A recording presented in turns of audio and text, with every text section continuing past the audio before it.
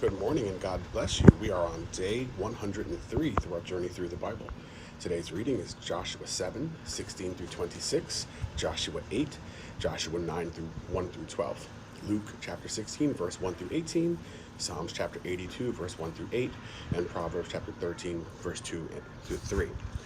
I want to say to you, good morning and God bless you. And today's a wonderful day. It's a beautiful day. It's the day the Lord has made. We shall rejoice and be glad in it. You know, God is good. I say this all the time.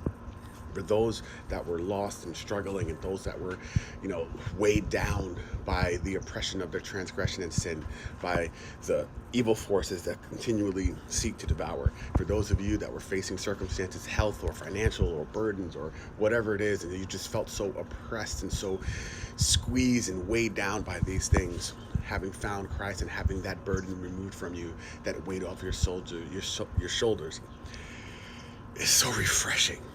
God is good. I keep telling you. There's 1,000 things, 1,000,000 things even that are being done every day, every moment for our glory. And the world wants you to not rely on God. It wants you to rely on money and wealth and all of these things. And today, as I was reading, Luke and today's reading, it resonated with me today.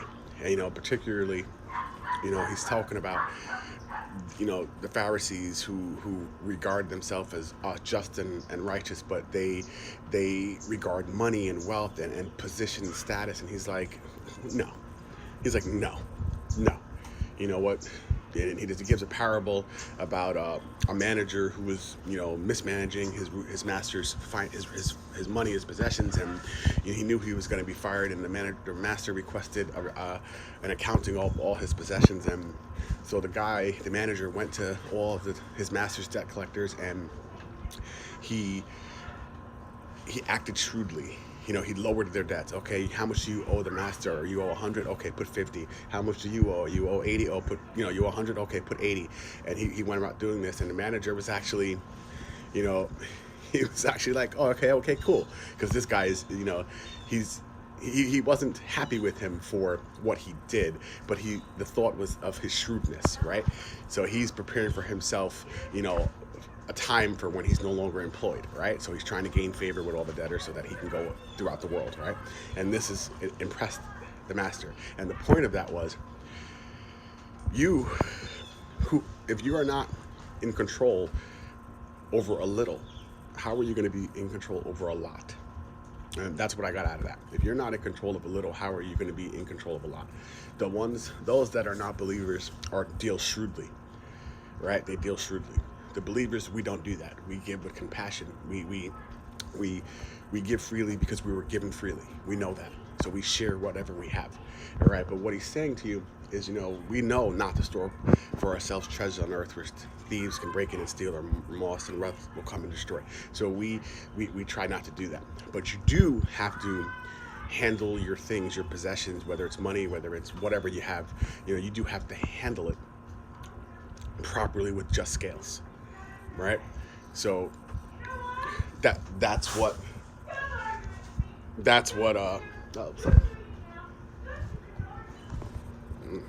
mama's not happy in there.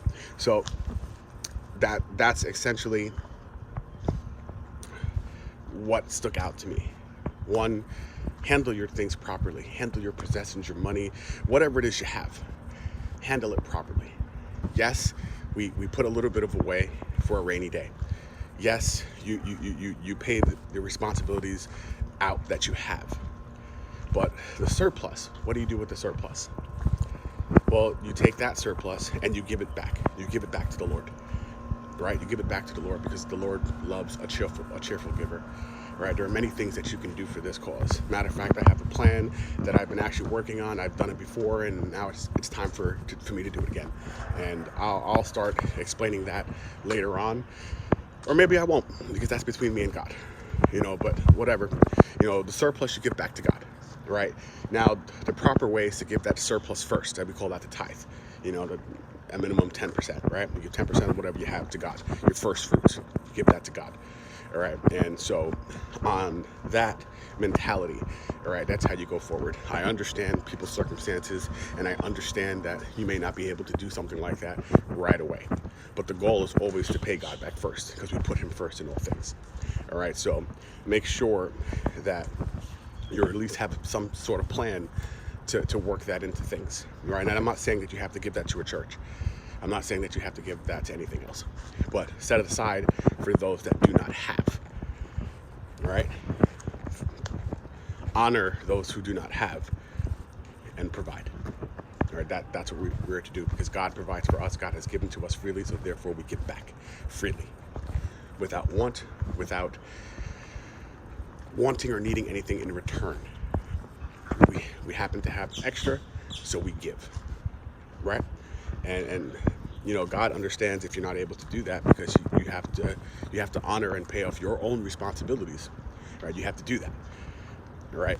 I was in a position where I couldn't do the things that I'm talking about or I'm mentioning. I know it's kind of vague, and now that I can, I do, and that's just how it goes, right? So moving forward past that, and the second reading that stuck out to me today was in Proverbs. And here, I'm not doing any direct quotes.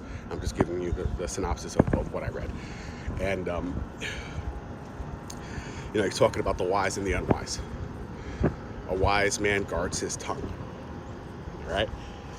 An unwise man has loose lips. And loose lips will surely bring you to ruin, right? So that stuck out with me today. You know, I've admittedly been on both sides of that parable. Both keeping my counsel, keeping these things close to my chest, and also speaking them out. And either way, it's better just to hold your tongue.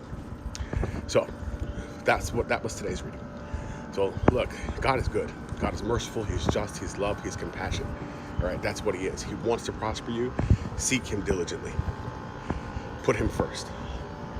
All right, he is the first, the last, the Alpha and the Omega, the firstborn over all creation.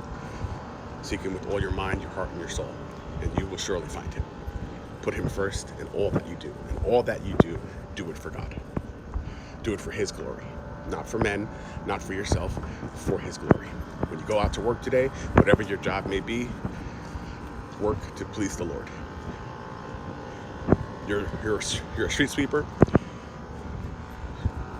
Okay. Sweep the floors as if you're sweeping, you know, God's throne room. Right? Envision God's throne room, and that's what you're cleaning. So clean it to his glory. If you're a driver, you know, go ahead and drive that vehicle as if you're chauffeuring God himself, as if God is your passenger. Drive like you're driving the Lord. If you're a doctor, okay, go to that office, go to that hospital, and perform, you know, your tasks as if you're the healing hands of God. Right? Go and help people as if God would help them. Whatever you're doing, whatever it is you got yourself into, whatever it is your profession or your temporary job, whatever the case is, do it as if you're doing it for God. Doing it if he's your patient. And do everything you do it for God. All right, with that, I'm gonna let you go because I know the video is getting kind of long. Love you all. Thanks for watching. I hope this finds you.